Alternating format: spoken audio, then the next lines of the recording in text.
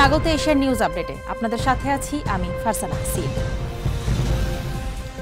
খালেদা জিয়ার চিকিৎসায় সোমবার রাজধানীর এভার কেয়ার হাসপাতালে এসে পৌঁছেছেন 5 সদস্যের চীনা চিকিৎসক দল।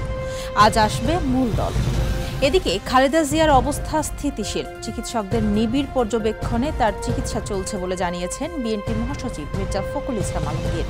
খালেদা জিয়ার স্বাস্থ্যের অবস্থা নিয়ে বিভিন্ন ধরনের খবর প্রকাশিত হওয়ার পর গণমাধ্যমকে একথা জানান তিনি।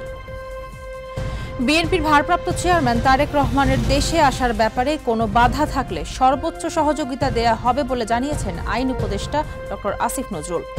সোমবার সচিবালয়ে গণমাধ্যম কর্মীদের প্রশ্নের জবাবে তিনি জানান, তারেক রহমানের দেশে আসার ব্যাপারে কোনো আইনগত বাধা আছে বলে তার জানা নেই। তারেক রহমানের নিরাপত্তার ব্যাপারেও সর্বোচ্চ সহযোগিতা করা হবে বলেও জানান আইন উপদেষ্টা।